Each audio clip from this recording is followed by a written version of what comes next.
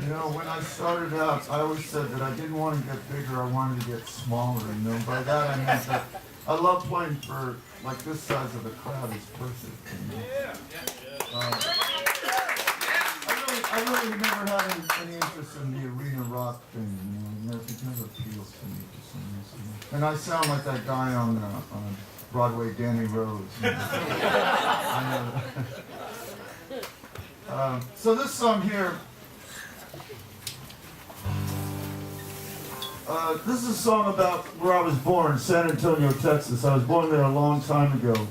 And it was about, well, I was also born to a family of 12 children, I must add, you know. My father had 12 children, 8 of which became professional musicians, you know. My older brothers are Pete and Coke Escovedo, who played with Willie Bobo, Cal Trader, Mongo Santa Maria, Tito Puente, Cachao, I mean, played with everybody, you know, Marvin Gaye, you know, Boss Gags. They were in a group called Santana for a while.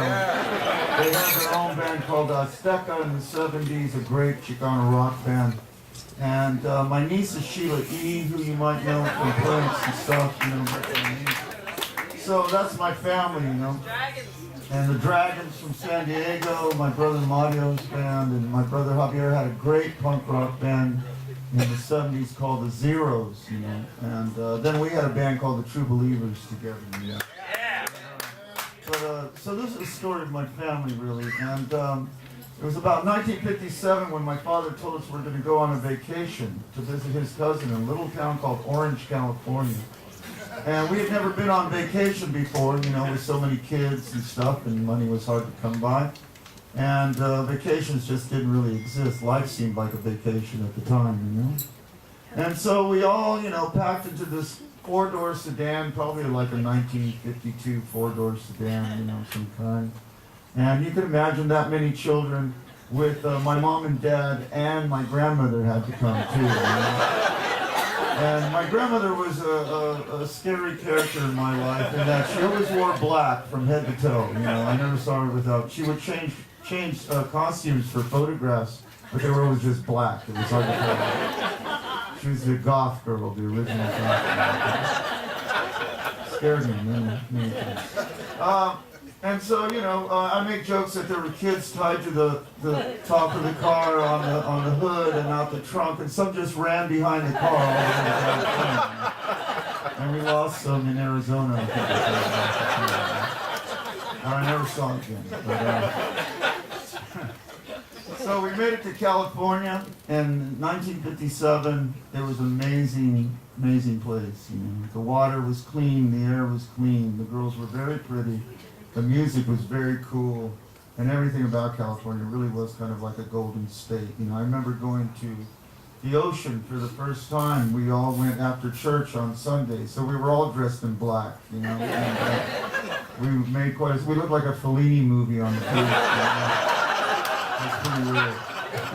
But that was our introduction to the ocean and the beach, and I fell in love with California, you know. But I love Texas, you know. It was my home. It was where all my friends were, and you know, where I'd grown up. And so one day my father shook hands with a man, and we suddenly owned a home in Huntington Beach, California, you know, surf capital of the world. And it sounds very cool. But the thing is that we never returned to Texas to fetch our things. We left everything behind. We left our clothes, we left our pets, our friends, our toys, our memories, our horse, you know, dog, the whole thing, you know. Very odd, right? So years and years of asking my parents why that transpired in the way it did led to years and years of those stories that I won't call lies, but they're not the truth, whatever they are. You know. Fabrications, you know, and they always changed. It was always hard to figure out what was the truth exactly. In a large family, there's all sorts of secrets, you know. And so there we were. We were living in California, and years of asking my parents those questions led to years and years of those stories, which led to years and years of therapy, you know. and then just decided to write a song about it. It just made me feel better. I didn't get any answers, but I feel better. And so this song is about going back to that place that once made you feel very warm and comfortable, but has a mysterious air about it. You know, it's called San Antonio Rain.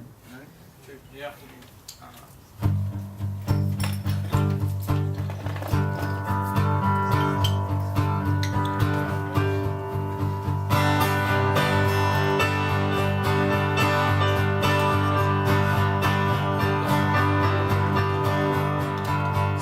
Like everybody's trying to sell me something I don't need. Might be a half pound of cocaine, quarter gram of Mexican weed. But the last thing I need is something that'll dull my pain. Well, here to San Antonio just to taste the cool tongue of the rain. But the rain ain't gonna come. The rain don't wanna come.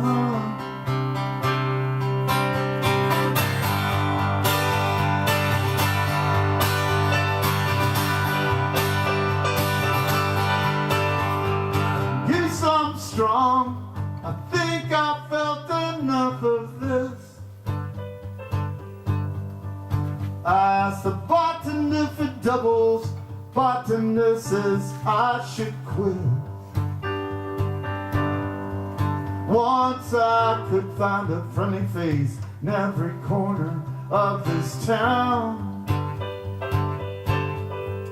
When you don't recognize a single soul, what's the use in hanging around?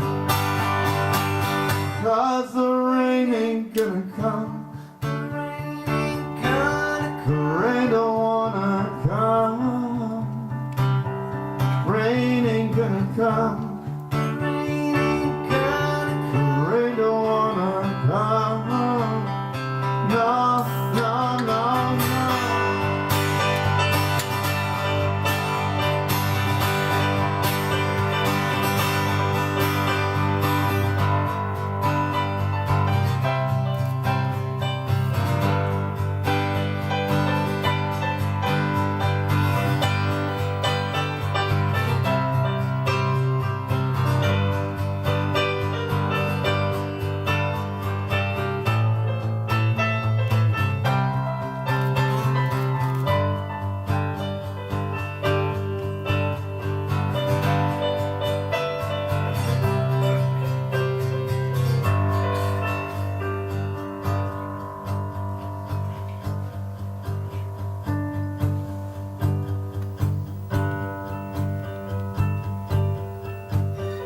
My fingertip pulse, you whispered something pretty in my ear.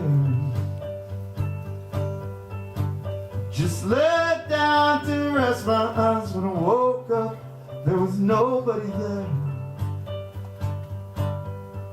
I hear the ocean calling, calling like a long lost friend. Think I'll go back to California, but I'm not sure they let me in. The rain ain't gonna come. The rain don't wanna come. Rain ain't gonna come. The rain don't wanna come.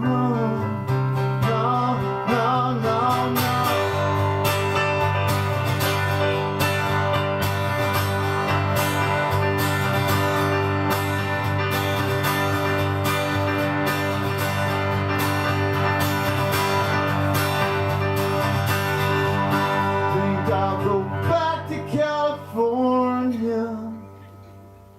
But I don't think they'd let me in.